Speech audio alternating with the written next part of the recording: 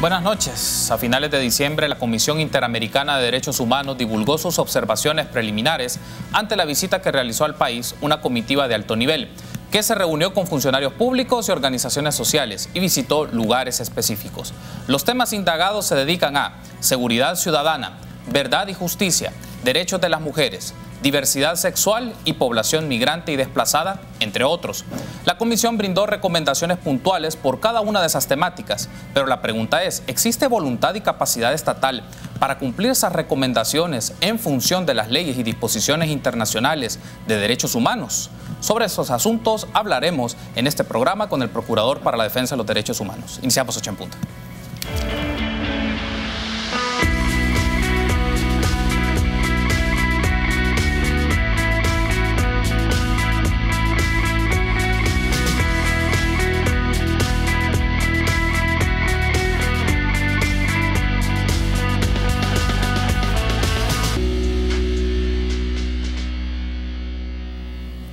Pues buenas noches, jueves 9 de enero del año 2020, les saluda Carlos Monterrosa, un gusto que esté con nosotros en este su programa 8 en punto. Vamos a hablar sobre las observaciones de la Comisión Interamericana de Derechos Humanos, pero también cuál es la situación de los diversos derechos humanos en el país. Y es un gusto para mí recibir en este set a José Apolonio Tovar, Procurador para la Defensa de los Derechos Humanos. Buenas noches, Procurador, qué gusto que nos acompañe. Buenas noches, Carlos, un verdadero placer. Y gracias por la oportunidad que le brinda a la institución que represento para que pueda emitir opinión respecto de las observaciones preliminares que ya la Comisión ha realizado al Estado de El Salvador en relación a la visita in loco que realizó en el pasado mes de diciembre. Gracias a usted por tomar la invitación. Veamos entonces la nota introductoria. Después de 32 años, la Comisión Interamericana de Derechos Humanos visitó El Salvador. Esta se reunió con varias instituciones, entre ellas la Asamblea Legislativa. Quisimos reunir a la mayoría de las comisiones que tienen vínculo con el trabajo de alguna legislación por mandato o por recomendaciones de la Comisión Interamericana, lo mismo que por Naciones Unidas. La ley de reconciliación fue un tema casi obligado.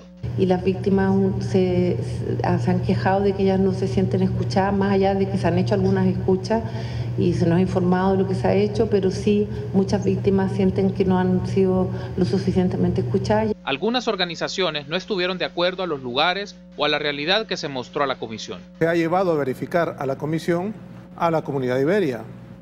La comunidad iberia es, a nuestro juicio, una comunidad modelo, ejemplo. Para nosotros es como llevar a un turista extranjero a uno de los centros comerciales construidos en donde estaba la finca El Espino y que los extranjeros se lleven la impresión de que todo El Salvador es así. Uno de los talones de Aquiles fue la información sobre los planes de seguridad. Y particularmente se señaló el plan control territorial se desconoce. Entendemos que a la comisión solo se le presentó diapositivas de lo que pretende ser el plan, pero no un documento oficial, ¿no? Además, se dijo que el gobierno no está respetando los derechos humanos con algunos de los planes implementados. El aislar de sus familiares a personas privadas de libertad bajo castigo de una manera permanente o prolongada, es equivalente a tortura. Y segundo, violenta principios del derecho a la rehabilitación. Ahora solo queda ver qué medidas toma el país luego de conocer el informe. Bien, entonces, en función de esas nociones de la nota introductoria, Procurador, le consulto y empecemos con este tema que tiene que ver con el proyecto de ley de reconciliación, justicia y verdad y que da un posicionamiento a la CIDH en sus observaciones. Es ¿por qué se considera que las demandas de las víctimas no han sido puntos protagónicos en estas deliberaciones sobre la versión final de la ley de reconciliación? Bueno, yo entiendo que la comisión afirma que no ha sido escuchada las víctimas porque la comisión tuvo la oportunidad de reunirse con organizaciones de la sociedad civil que estaban de alguna manera vinculadas con el tema. Recordemos que hay una serio cuestionamiento en relación a cómo la Asamblea Legislativa ha llevado adelante el proceso de escucha, en el cual pues aparecen algunos diputados que también son cuestionados por aparecer vinculados con el informe de la Comisión de la Verdad.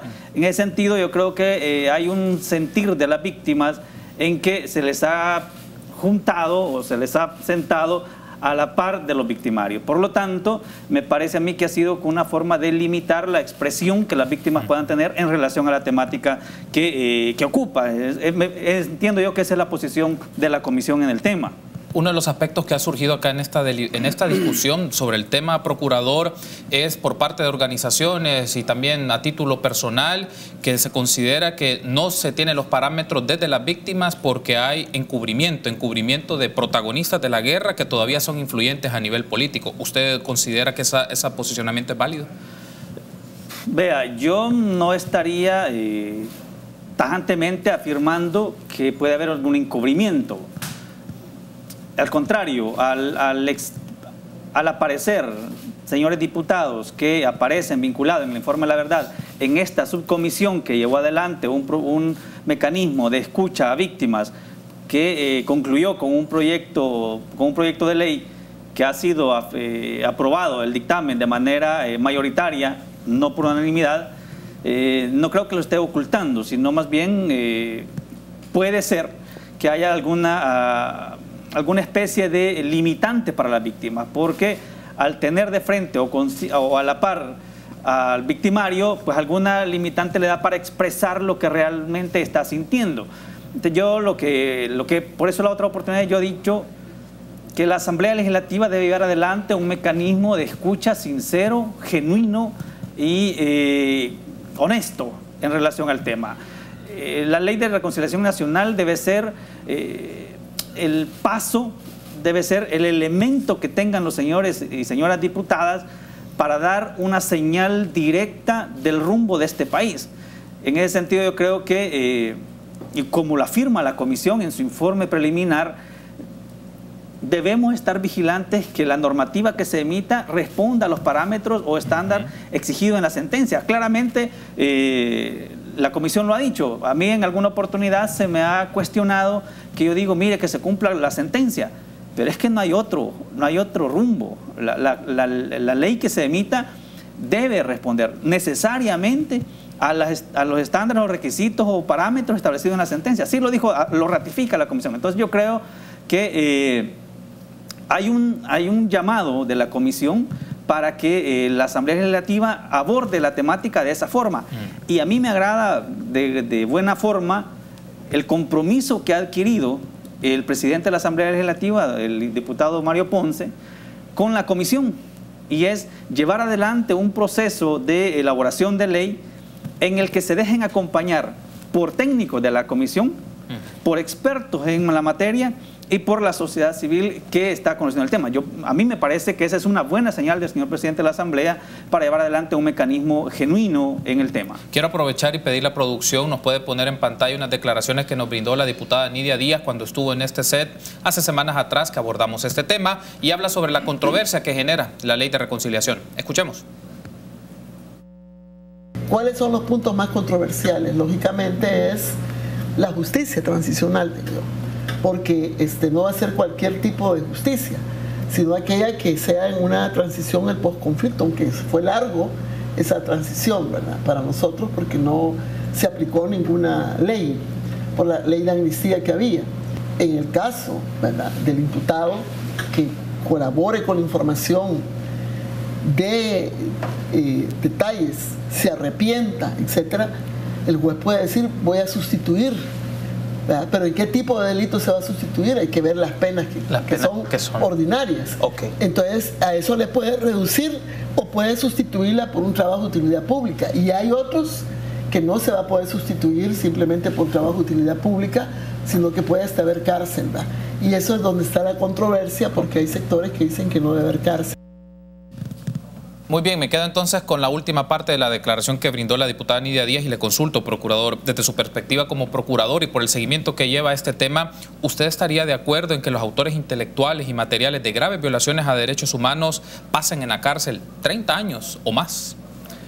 El tema, como ya bien lo planteó en su introducción y lo hace ver la diputada en la entrevista, es controversial. Y es que hemos llevado a la población a dividirla.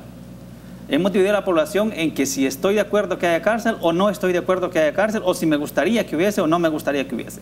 Más allá que haya o no haya cárcel para las personas 40, 50 años, yo creo que lo que tenemos que tener claro es que esta ley es una ley especial, deberá ser una ley especial sustentada en lo que ella ha dicho y la Comisión lo ha ratificado, en su informe preliminar, sustentada en la justicia transicional. ¿Qué es eso? ¿Qué es eso, la justicia transicional? Primer punto, debemos entender que estos procesos investigativos que se deben generar a partir de la emisión de esta norma son procesos especiales de investigación. No es el proceso penal común. No esperemos que haya un proceso como el que conocemos ahora, que se está generando en cualquier delito. Son especiales. Bajo la justicia transicional implica que la misma palabra te indica que estamos pasando de un estado a otro estado, o un estadio a otro estadio. Es decir, vamos a transitar. Yo he dicho en más de una oportunidad, en este tema estamos en 1992. Debemos entender que El Salvador, en el tema de reconciliación nacional, está en 1992. Y para que lleguemos a la verdad, para que conozcamos qué es lo que ocurrió realmente en el contexto del conflicto armado, en el tiempo que ha establecido la sentencia, que es de enero del 80 a 16 de enero del 92, deben haber concesiones. Cuando se habla de concesiones, para ser más preciso, sí, la justicia transicional implica, como lo dicen los expertos, hay una transición de un estadio a otro, es decir, del estadio del conflicto a la paz, y para llegar a lograr esa transición de una manera segura y ordenada, que te conduzca a una paz firme y duradera, debe haber transacciones. Eso es la justicia transicional. Por esa razón, te explican los expertos, es que la justicia transicional requiere de una investigación particular en el cual la víctima esté al centro, se le escucha a la víctima y haya una posibilidad de conmutarse. Ahora, yo no te puedo decir cuál pena debe estar y cuál pena no debe estar. Lo que yo sí te puedo asegurar, y eso voy a estar vigilante, es que debe haber una investigación apegada a la norma jurídica que se establezca, debe haber una sanción si es que se encuentra culpable a las personas, pero debe ser bajo esas especialidades. En el caso, yo te traigo a colación lo que el informe establece. El informe ha establecido en esa parte que sería conveniente la creación de juzgados especiales. ¿Por qué? Porque la particularidad del proceso no debe confundirse con la generalidad que ahora tenemos. Colombia, por ejemplo, en Colombia, que algunos me podrán decir, mira, no es el ejemplo más feliz, pero Colombia creó la Jurisdicción Especial para la Paz. ¿Y cuál era la finalidad? Únicamente conocer esos casos, porque son particulares. Tengo que hacer la pausa, procurador, pero al regresar seguimos hablando sobre este tema y también otros de los asuntos que abordó la CIDH. Regresamos.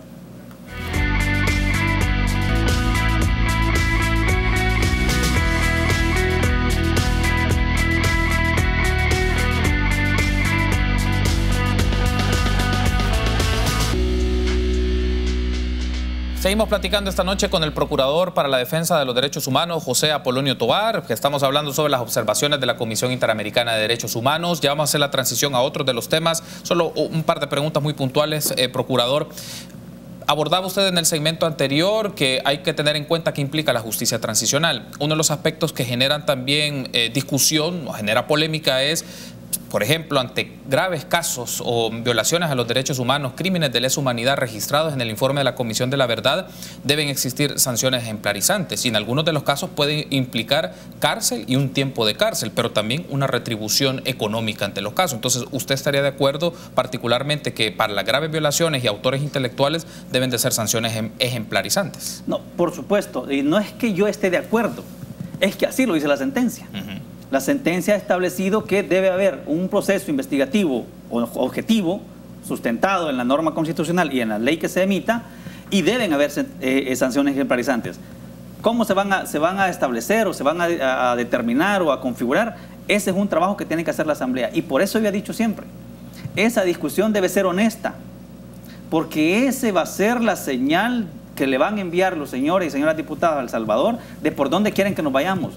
Esa conflictividad que ahora tenemos, polarizada altamente, debemos tomarlo en retrospectiva, porque en el tema, reitero, estamos en 1992. Eso que hagamos será la continuidad de este país. Por lo tanto, la sala en su sentencia, que algunos la podemos querer y otros no la podemos querer, al margen de ello es una norma que debe cumplirse, porque una vez publicado es erga OMS, de aplicación para todos, ha establecido con claridad que deben haber sanciones ejemplarizantes. Hay un aspecto acá, ya que lo he mencionado, porque la tarea evidentemente es de la Asamblea por la deliberación y la aprobación de una ley de estas características, pero usted como procurador podría solicitar una audiencia ante los diputados para exponer sus puntos y en qué temas se deben de considerar en un proyecto de ley para que sea parte, no solo que considere la figura del Ombudsman, también la lógica que tiene usted sobre este tema en un proyecto de ley. Sí, por supuesto, y nosotros estamos a la expectativa que eso ocurra. En esta prórroga que se ha generado,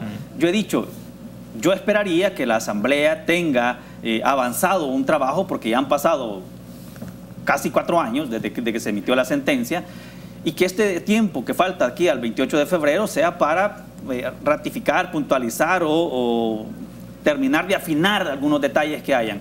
Y ojalá pues que podamos contar nosotros con algún espacio para exponer nuestra posición, porque hemos sido claros desde el inicio. La Comisión Interamericana en esta visita in loco me ha dado la razón. Debemos vigilar que haya una ley que cumpla con los parámetros establecidos en la sentencia. Es decir, que haya, por un lado, justicia con sanciones ejemplarizantes, como lo ha dicho, en los casos de crímenes de guerra y crimen de lesa humanidad, en atención a la normativa interna, a la Constitución y al derecho internacional humanitario. Así debe establecer que haya una reparación a las víctimas, que haya verdad sobre lo que ocurrió y que por supuesto exista la retribución a las víctimas. Hay un aspecto acá, procurador, y luego la transición ya otro de los temas, pero ¿cómo se evita que un marco de ley esté impune respecto, o que promueva la impunidad respecto a la resolución o a la sentencia de la sala, a las disposiciones del derecho internacional, a lo de la CIDH, y cómo puede usted vigilar de que no se promueva un marco de ley impune? Bueno, ahí hay dos cosas. Primero, acordémonos del control directo de la constitucionalidad, el control difuso que tienen los jueces, ¿verdad? Si una norma se emite en contravención a la Constitución, todos tenemos el derecho de poder hacer uso de la demanda de inconstitucionalidad. Segundo, cuando un proceso llega a sede judicial, el juez tiene la facultad, bajo el principio del control difuso de la Constitución, de inaplicar una norma y remitirlo a la Sala Constitucional para que lo analice. Desde ahí un punto. Luego, en la normativa o la convencionalidad internacional sobre derechos humanos está claro que los crímenes de lesa humanidad y crímenes de guerra son imprescriptibles. Es decir, entonces no podemos generar una normativa que vaya en contravención a esa norma. ¿Por qué? Porque el artículo 144 de la Constitución establece la vigencia de los tratados internacionales ratificados por El Salvador, y al haber conflicto entre una norma secundaria y un tratado internacional, pues prevalece el tratado internacional. Por lo tanto, hay mecanismos de control. Entonces, eso es lo que nosotros estamos verificando, ¿no? Que la normativa se apegue estrictamente a la sentencia. En consecuencia de ello, se va a aplicar a la norma constitucional, recordando además que con la declaratoria de inconstitucionalidad de la ley de amnistía del 93 quedó vigente la ley del 92, y en esa ley el artículo 6, si no me equivoco, establece con claridad que ese tipo de delitos son imprescriptibles. Por lo tanto, desde ahí tenemos que partir. Hay una norma que establece prohibiciones para que se genere una norma con impunidad. No podemos generar una norma con impunidad, porque eso nos llevaría a crear o a mantener esa conflictividad social que nos ha traído desde quizás de 1970 para acá. Algunas organizaciones hablan de que se deben iniciar los casos desde la década de los 70 y no desde los 80. ¿Usted coincide con esa postura? Vea, yo creo que debería ser como del 60. Es que El Salvador tiene una historia sustentada en graves violaciones de derechos humanos desde el 1932. Recordémonos de lo que pasó en Izalco desde esa época. Entonces, desde ahí quizás podríamos comenzar. Sin embargo, no podemos hacerlo porque la sentencia ha establecido un parámetro. Y el parámetro que ha establecido es de lo que ocurrió de enero del 80 a enero del 92. Por lo tanto, la normativa debe aplicarse a ella. Ahora bien, yo quiero ser claro en algo. ¿Será que es imprescindible que tengamos una nueva norma para que las víctimas de graves violaciones de derechos humanos dentro del conflicto armado puedan hacer uso del órgano jurisdiccional? No. Prueba de ello es el caso que está en instrucción de San Francisco Gotera con el Mozote. Además, la comisión ha expresado que la unidad de la Fiscalía que se ha aperturado para ese fin ha abierto cerca de 180 expedientes, me parece, sobre la temática. Sí. Entonces, no necesitamos una norma para ser efectivo. Sin embargo, debemos cumplir lo que la Sala lo ha dicho y debemos generarlo porque esa norma va a permitir o debe indicar el rumbo de este país en la convivencia. Debemos generar condiciones para que este país, la población de este país, por fin algún día podamos decir vivimos en paz y no decir vivimos en paz y tenemos los altos crímenes que ahora tenemos, los altos niveles de violencia que ahora tenemos y la conflictividad en cualquier área que la veamos. Hago la transición a otro de los temas, procurador, que también fue parte de los posicionamientos de la CIDH, pero tiene que ver con algo que se aprobó este día en la Asamblea Legislativa, porque se ha aprobado la ley para atender a personas en condición de desplazamiento forzado interno, y para eso queremos pedir la producción, nos puede poner un full pantalla de la aprobación de esta ley, de un tuit de la Asamblea Legislativa y algunos extractos muy puntuales de ese dictamen de la ley de las personas que están en condición de desplazamiento forzado interno. Ahí está, con 82 votos se aprueba la ley especial. Y ahí aparecen dos secciones que son interesantes. La primera es sobre la creación de un sistema nacional de atención y protección integral a personas en condición de desplazamiento forzado interno y un conjunto de instituciones que van a conformar este sistema nacional de atención y protección integral. También otro de los aspectos que es relevante es el tema del financiamiento, particularmente porque una ley requiere de un respaldo financiero o por lo menos de los fondos suficientes para implementarlos. Respecto a eso, le consulto, procurador, ¿en qué condiciones se encuentra el Estado para asumir esta ley especial? Vea, yo primero en el tema quiero lamentar, si bien es cierto, aplaudo el hecho que la Asamblea Legislativa haya aprobado esta normativa, que es una normativa que también nosotros desde la institución le hemos estado dando seguimiento. Lamentamos que no se nos haya tomado en cuenta para vertir opinión. ¿Por qué razón? El tema del desplazamiento forzado interno o la migración es un tema que lo vemos directamente nosotros. Justamente antes de venir a este set, estábamos atendiendo un caso de esos. Y a estas horas todavía estamos ahí haciendo verificaciones, haciendo contactos, diligencias, para ver dónde vamos a llevar a una familia que ahorita está denunciando desplazamiento forzado. Esta institución, en reiteradas oportunidades, pidió en correspondencia escrita al presidente de la Comisión de Legislación y Puntos Constitucionales que nos brindaran la oportunidad de emitir opinión en la comisión. Ni siquiera tuvimos respuesta. No es que no nos dieron el espacio, es que ni siquiera tuvimos respuesta. Y eso es lamentable. Lo hemos dicho ayer en un comunicado de prensa, en un comunicado, un pronunciamiento que emití, porque es verdad que es importante la norma, pero es verdad también que a la institución que primero ve el tema no se le ha tomado en cuenta. Sin embargo, aplaudimos que se haya emitido. Consideramos que es necesario tener en cuenta algunos aspectos. Como procurador, hasta el día de hoy, como a las 6:30 de la tarde, me dijeron que había llegado a recepción el proyecto que ahora se ha aprobado. No lo hemos conocido, no lo hemos visto. Sin embargo, previo a venir acá, estuve conversando con la Procuradora Junta del tema y me decía, el tema central de la dificultad que le vemos a la ley es que hoy ya se aprobó el presupuesto de la Nación. Y si ya se aprobó el presupuesto de la Nación, las instituciones ya no podrán hacer algún movimiento de su presupuesto para darle vida a esta normativa. Eso es una cosa que hemos venido discutiendo porque el Estado no tiene, hasta el día de hoy, albergues o lugares en los cuales podamos generarle condiciones dignas a las personas que se ven afectadas por este fenómeno. Tanto es así que en la mayoría de los casos emigran, se van del país. Entonces, creemos nosotros que si bien es cierto, es importante la aplicación de la ley, yo he dicho, más allá de la aprobación de la ley, lo importante es cómo se vaya a aplicar. Hay algunas organizaciones de la sociedad civil que se han manifestado y han pronunciado que existen debilidades en la norma. Quizás esas debilidades las hubiésemos podido superar si nos hubiesen permitido alguna opinión técnica en el tema, porque creemos que juntamente con algunas de las organizaciones que tratan el tema, pues podríamos generar algunas condiciones diferentes. Ahora habrá que esperar cómo lo echan a andar habrá que vigilar cómo se efectiviza la ley, y en su caso pues estaremos presentando iniciativas con el apoyo de algunos diputados que tendríamos que buscar para generar las reformas que vayan siendo necesarias de acuerdo a la práctica que vayamos teniendo, porque esa es una dificultad. Nosotros como institución, lo único que hacemos en este tipo de casos es gestionar. ¿Gestionar qué? Gestionar a dónde vamos a llevar a las familias, como el caso de ahora, garantizándoles una atención digna, esto es, y además seguridad, porque no lo podemos llevar a un lugar donde vayamos a afectar su integridad. ¿Qué pasa con esa familia? Sé que me quedan solo 30 segundos, pero lo ampliamos en el otro bloque, si le parece, procurador. Pero ¿qué pasa con estas familias que acuden a la Procuraduría y tienen que buscar la manera en cómo mejorar su situación ante las amenazas que pueden tener? ¿Qué hace la Procuraduría? Bueno, nosotros en este caso en particular, lo primero es buscar dónde llevarlas, porque ahora estamos buscando dónde pasar esta noche. No podemos decirle regrese a su casa, porque eso sería incrementar el riesgo. ¿Y eso es del presupuesto de la Procuraduría?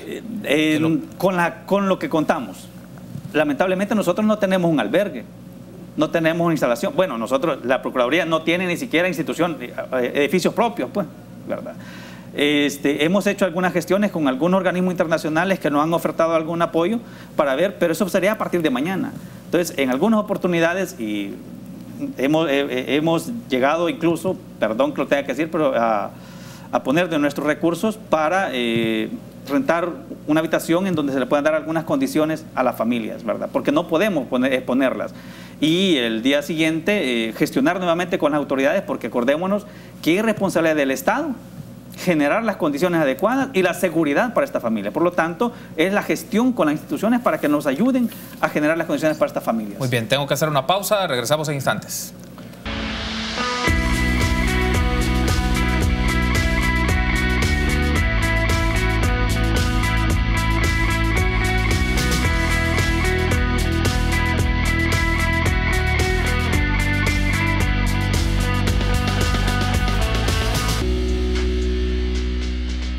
Recuerde que usted puede interactuar con nosotros a través de las plataformas digitales. Como va a aparecer en pantalla en este momento, usted lo puede hacer a través de Twitter, @8enpunto, en Facebook 8enpunto, www.canal33.tv. Preguntas y comentarios al Procurador para la Defensa de Derechos Humanos está a su disposición y nosotros en el último segmento las trasladamos con el mayor de los gustos. Procurador, hago un cambio a uno de los temas, no quiero pasar por alto, ya podemos retomar también lo del proyecto de ley o la ley aprobada contra el desplazamiento forzado o asistencia a las personas en esa condición, pero también ha sido de una conferencia de prensa que usted brindó en recientes días, creo que ayer fue, sobre las denuncias que se tienen de despidos que se han dado de empleados públicos o que trabajaban en instituciones del gobierno.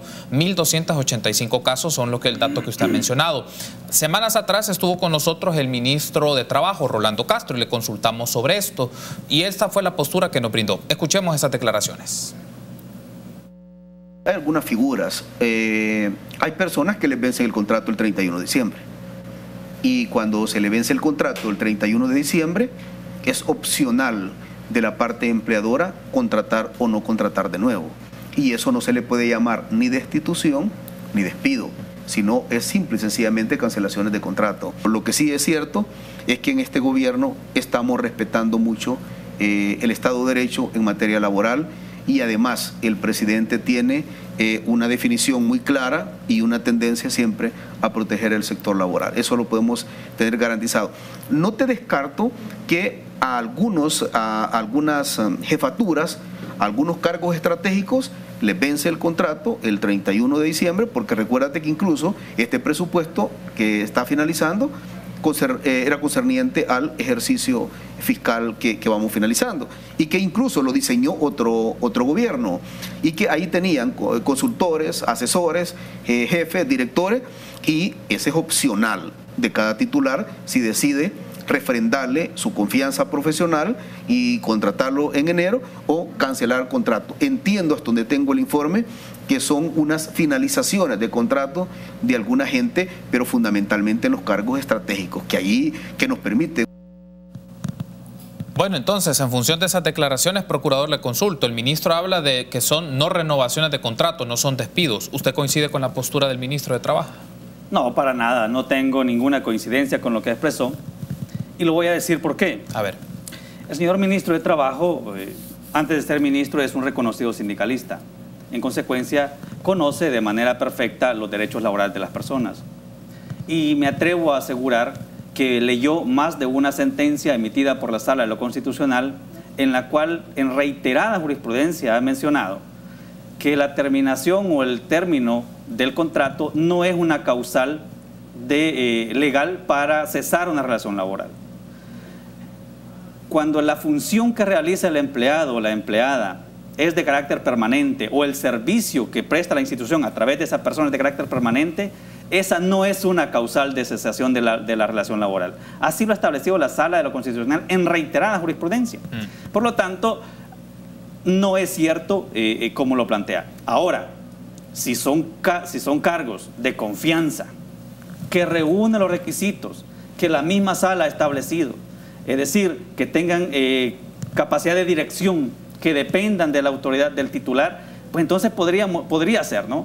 Pero mientras eso no ocurre, cuando son espacios meramente técnicos que prestan un servicio de carácter permanente y que quitando a esa persona o no quitándole el servicio debe seguirse prestando, eso no es una causal de terminación de contrato. Por lo tanto, no coincido con la exposición del señor ministro. Hay un aspecto acá, procurador, 1.285 denuncias de despidos. ¿Cuál es el patrón que han identificado, el patrón general de estas denuncias? Sí, el número de 1.285 responde a las personas afectadas. Sí. Casos son menos. ¿Por qué son menos? Porque en un caso incluso se ha incluido a mucho más personas. Sí. Por ejemplo, en un solo caso del Ministerio de Educación hay 450.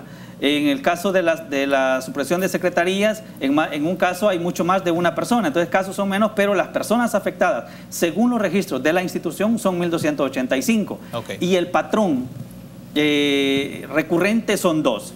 Uno, la cesación de la supresión de plazas, que según las afirmaciones de los denunciantes ha sido de manera ilegal. Y dos, la falta de debido proceso en la cesación de la relación laboral. Esto es, la falta de garantías constitucionales de audiencia y defensa como una manifestación del debido proceso regulado en el artículo 2 de la Constitución de la República. Entonces, esos son los patrones recurrentes. Por lo tanto, lo que yo he dicho en la conferencia de prensa de este lunes es, primero, exponer la cantidad de personas que nuestros registros tienen. Segundo, es exponer que vamos a darles continuidad a todos los casos que se han presentado, vamos a darle la investigación respectiva y una vez tengamos los informes, la investigación realizada concluida, emitiremos las decisiones que correspondan conforme al principio de legalidad. Y tercero, es hacerle un llamado al señor presidente para que me acompañe en ese esfuerzo. ¿En qué sentido?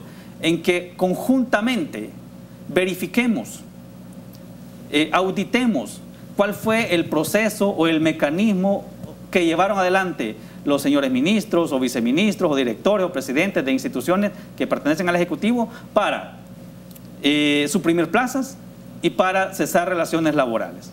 ¿Va a solicitar entonces toda la información que sea pertinente de cada uno de estos casos? Es correcto. En cada uno hemos ya emitido resoluciones pidiendo la información y cuando tengamos todo concluido, pues emitiremos la decisión que corresponda. Muy bien, procurador. Otro de los temas que no quiero pasar por alto, que también lo mencionó la CIDH y regresamos un poco al informe o a las observaciones que habló la CIDH, se refería al tema de derechos sociales y diversidad sexual.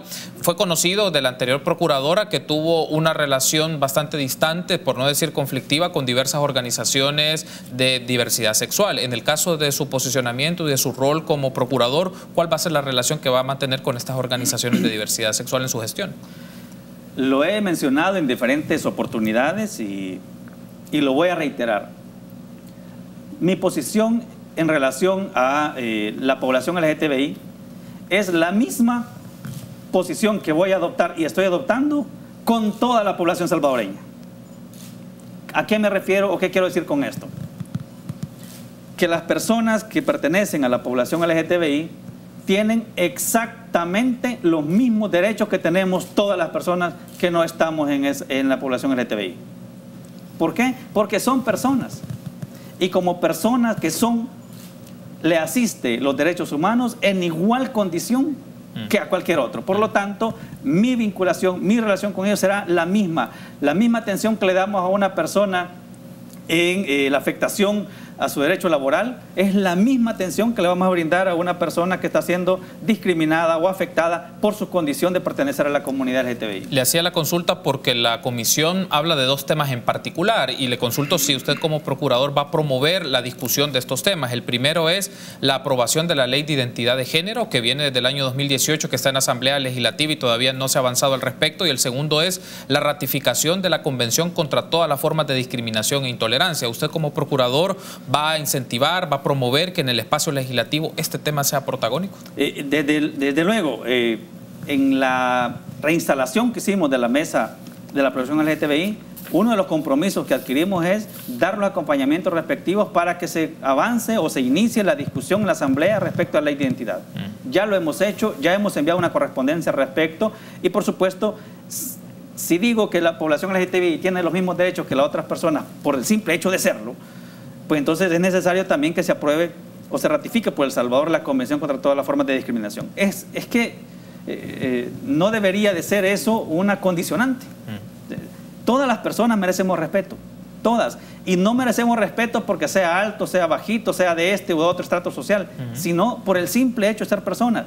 En la medida que nosotros los salvadoreños y salvadoreñas entendamos que nos merecemos respeto y nos demos ese respeto mutuamente, solo de esa manera vamos a tener una sociedad justa, una sociedad ordenada y una sociedad que nos permita vivir de una manera adecuada. ¿Cómo ve usted las condiciones en Asamblea Legislativa para que se promuevan ambos procesos legales o ambas leyes? En un caso una ratificación, en otro una ley. ¿Cómo ve las condiciones en Asamblea? Vea, lamentablemente tenemos que decirlo, El Salvador es un país altamente conservador.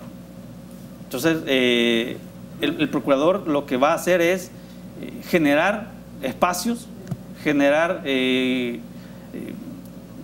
espacios de opinión para que se impulse el mecanismo. Hemos emitido ya correspondencia. Si no tenemos esa respuesta, insistiremos. Lo que acabo de decir hace un momento es el artículo 46 de la normativa nuestra establece que todas las autoridades nos deben brindar respuesta a lo que peticionamos. So pena de incurrir en faltas administrativas o penales. Por lo tanto, nosotros insistiremos con la temática porque es un compromiso adquirido y porque todas las personas merecemos ser tratados con dignidad y que nos identifiquen por lo que somos. A otro aspecto acá, antes de irme a la pausa, usted bien ha mencionado, El Salvador tiene características de un país conservador, hay varios temas que generan mucha polémica y otro de los temas que es así es el tema de la despenalización. Estaba el debate de la promoción de 4 causales. Desde su postura como procurador, ¿este debate debe de retomarse nuevamente en la Asamblea Legislativa de la despenalización del aborto por 4 causales? Vea, yo al margen de si se comienza con el debate de la despenalización del aborto o no se inicia, lo que debemos tener claro los salvadoreños y debemos exigir es que haya un análisis profundo, sincero, sobre la atención adecuada, oportuna y eficaz de las personas en estado de gestación. Muchos casos de los que se han considerado vienen por la penalización del aborto, se generan por la violencia obstétrica que pasan muchas mujeres. Y algunos galenos lo informan como homicidios. Según las estadísticas de la Procuraduría, no tenemos ningún caso sobre aborto. Tenemos conocimiento de casos, y lo ha hecho saber la Comisión Interamericana en su informe, sobre la condena de mujeres por homicidios agravados. Sí. Entonces, ¿qué es lo que nosotros estamos convencidos? Que a las personas embarazadas debe generarse las condiciones de atención oportuna, eficaz sobre el tratamiento. Hace 2 semanas, me parece, una mujer falleció porque no alcanzó a llegar al hospital. ¿Eso qué significa? Que la atención de salud está distante. Esos son los puntos que debemos tener claros para el tema en concreto. Muy bien, procurador, tengo que hacer una pausa. En el último segmento damos paso a las preguntas y comentarios y otros temas importantes. Regresamos.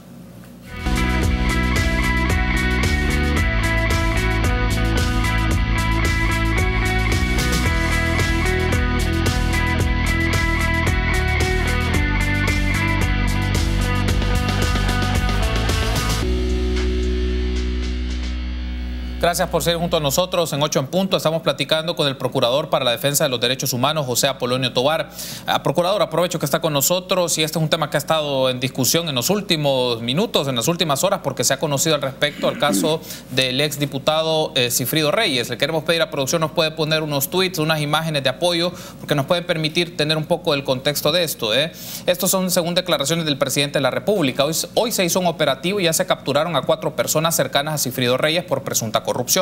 Además, tenemos información que él abandonó el país en diciembre, según datos de la Fiscalía General de la República. Esto lo mencionó el presidente en una conferencia de prensa hace pocas horas. Luego, Sigfrido Reyes, hace horas, dio un tuit: fueron algunos magistrados al servicio de oscuros y repudiables intereses y sin ningún respaldo técnico, quienes torcieron de forma arbitraria para causar un grave daño a mi persona, las conclusiones de probidad y la resolución que me exoneraba. Bueno, esa es una declaración que brindó.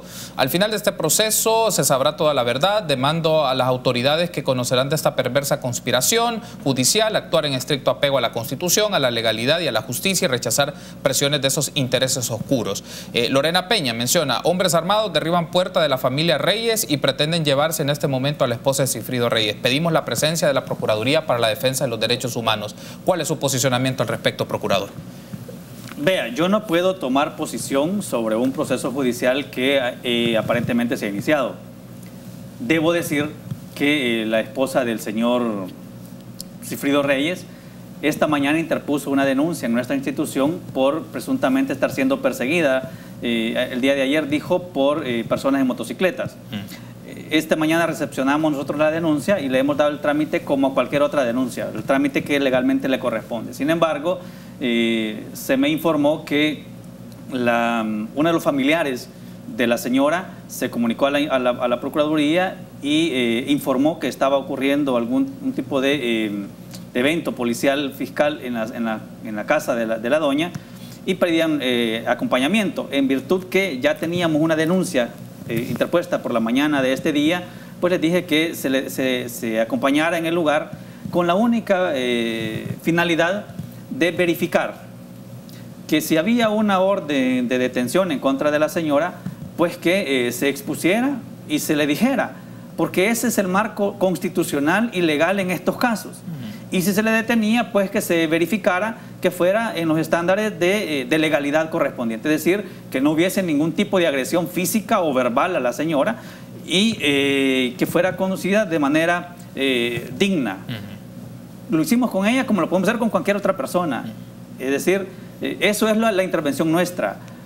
Según la información que tengo, no ha habido derribamiento de puertas. No es cierto lo que se mencionaba ahí. Según la información que tengo o la información que tuve hasta antes de entrar a este set, no hay derribamiento de puertas. De hecho, el último reporte que tuve fue que la señora al fin había accedido a salir de su casa y fue abordada en uno de los vehículos de la institución y fue trasladada a algún centro de la policía, ahora no sé a cuál, seguramente ya me informarán, y que se le leyó que había una orden de captura en contra de ella por presuntamente lavado de dinero.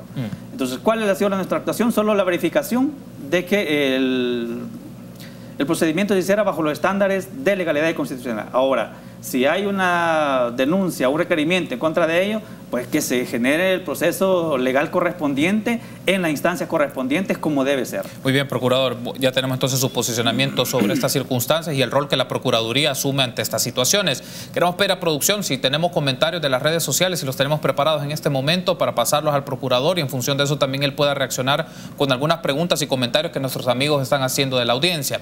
Sergio Manuel dice: en este documento, y ahí adjunta una imagen, en este documento se ve un número de expediente de una denuncia formal que interpuse el año pasado en la Procuraduría para la Defensa de los Derechos Humanos. Por favor, consúltele al Procurador de los Derechos Humanos por qué han obviado mi caso, si se trata de alguna orientación política o cuál es la razón para no hacer nada. Y ahí se menciona el expediente SS03-20-2019 de Sergio, que ahí me da una mención al respecto. Tenemos otro comentario, le vamos dando paso y luego el Procurador pues puede ir reaccionando en función de cada uno de estos. ¿Y de dónde se va a agarrar recursos manteniendo a tanto sinvergüenza que no llega a trabajar y no aporta nada? Es un comentario que se ha dado. Bueno, en función entonces de esas reacciones, procurador, el primer caso en particular, porque ahí hay un nombre de un expediente, un número, perdón, de un expediente específico y de una denuncia que hace un ciudadano. Con todo respeto, y con toda humildad debo pedirle disculpas a ese ciudadano. Disculpas en nombre de la institución, porque no existe bajo mi mandato ninguna orientación de ningún tipo para no darle trámite a un expediente. Lamentablemente, amigo televidente, no es el único caso que se me ha informado. Se me ha informado de expedientes que hemos encontrado desde el 2011. Hay una mora histórica en la institución. Estamos generando transformación de todo el departamento que tramita los procesos, justamente porque queremos eficientizar el mismo. Vamos a iniciar, por supuesto, una tarea fuerte para lograr llegar a eso. Yo espero, y confiado en Dios y en los compañeros y compañeras de la institución, que podamos en algún momento decir hemos limpiado tanto, pero no existe, mi amigo, bajo mi mandato, ninguna orientación de ningún tipo para que no resolvamos algún expediente. Lamentablemente hay enorme carga de trabajo y hay una mora histórica que no la podemos solventar en 3 meses que tengo en la institución. Sin embargo, me voy a llevar su número de expediente, espero que la producción me lo pueda facilitar. Sí, claro, con gusto. A efecto que mañana podamos generar instrucciones para que se pueda agilizar lo que se esté peticionando en el mismo. Ya que menciona, porque también la institución, así como otras, la Fiscalía, el mismo órgano judicial, pues presentan moras sobre estos temas, pero desde su posicionamiento, ¿cuáles tienen que ser prioridades? Evidentemente hay diferentes criterios, pero para usted como procurador, ¿en qué tipo de casos se le tiene que dar mayor agilidad para la indagación y el posicionamiento que debe tener la institución? Yo he dicho que esta institución reviste de cierta particularidad porque se mueve conforme a contextos. Ahora nos ha tocado un contexto distinto, los despidos, el contexto de las afectaciones por las lluvias. El contexto se va a generar, la institución se mueve conforme a contextos y a la par de ello debemos ir con la sustanciación de procesos. En la sustanciación de procesos o denuncias no hay algún criterio de este sí, este no, o este con prioridad y este no. Debemos darle un abordaje integral y debemos asumir bajo el principio de legalidad que los expedientes que han sido más antiguos tenemos que irlos sacando, ¿verdad? No podemos hacer una selección, hacer un aspecto selectivo podría afectarnos. Sin embargo, debemos intentar, estamos intentando bajo todas las posibilidades reales que tenemos de llevar a la par las situaciones.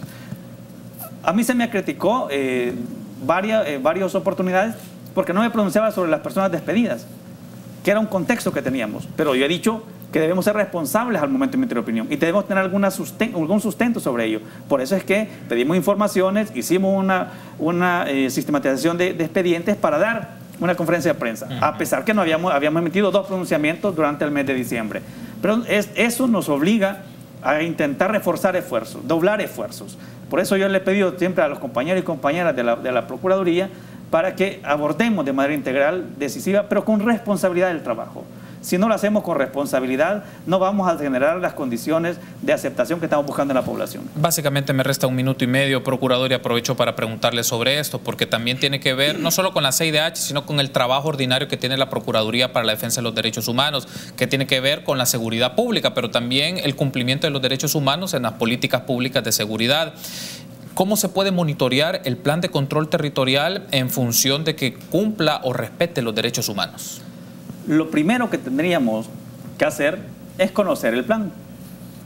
Pero tú pusiste una nota al inicio, sí, en donde algunos miembros de la sociedad civil expresan que la comisión, tal como lo has leído en el informe, una de las recomendaciones que hace es publicitar ese plan. Si el plan existe, nosotros no lo conocemos. Se dice que el plan tiene 3 etapas, pero nosotros no lo conocemos, la población no lo conoce, la Procuraduría no tiene un ejemplar de ese plan. Y lo primero que tendríamos que tener es el plan para analizarlo, estudiarlo, verificar cuáles son sus metas, cuáles son sus objetivos, cuál es el alcance, qué es la fase de tiempo en la que se espera realizar una y otra fase. Entonces, eso es lo importante. No podemos obviar que en la realidad hemos observado algunas conductas, algunas actividades del Estado que se dice están enmarcadas en ese plan control territorial. Caso de las emergencias que se instalaron en centros penales, caso de traslados de privados de libertad de un centro a otro y, lamentablemente, tenemos que decirlo, la exposición de privados de libertad. Esa exposición pública de privados de libertad en ropa interior, eso está en contra de la dignidad humana. Eso no puede ser. Entonces, esos aspectos que se han realizado en la vida real, digamos, se supone que están enmarcados dentro de ese plan territorial.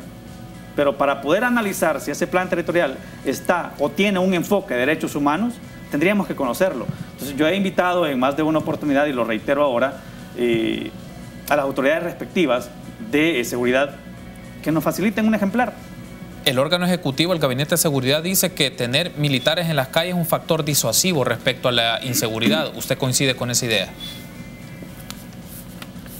Vea, puede ser que genere alguna percepción en la población de alejamiento de aquellos grupos delincuenciales. Puede ser.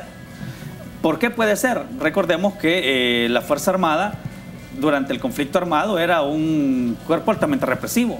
Y alguna secuela de eso todavía existe en El Salvador. Sin embargo, la comisión lo ha dicho y la Procuraduría en diferentes momentos lo ha reiterado en informes del 2002, lo traía por acá para explicarlo, pero ya no queda tiempo, del 2002, 2004, 2018 particularmente, ha reiterado lo que la comisión vino a confirmar, que el uso de la Fuerza Armada debe ser de manera excepcional. Sin embargo, ya se hizo la regla general. Entonces, una de las recomendaciones de la comisión, y creo yo que es importante y le vamos a dar seguimiento a efecto que el Estado pueda cumplirla, es generar una optimización de la Policía Nacional Civil, generando mejores condiciones, profesionalización de la misma, para que de manera paulatina vayamos sustituyendo el uso de la Fuerza Armada por una mejor Policía Nacional Civil. Procurador, quiero darle las gracias por habernos acompañado. La invitación está hecha para que siempre esté en este set y nos dé una actualidad de la institución y otros temas. Gracias por haber estado con nosotros. Excelente, no, con gusto. Yo he agradecido con este medio por la oportunidad que nos da de dirigirnos a la población y reiterar, este procurador estará vigilante de las actuaciones de las diferentes autoridades porque se garantice y se cumplan los derechos humanos para todas y todos los salvadoreños. Gracias, procurador. Será entonces hasta mañana, 8 en punto. Buenas noches.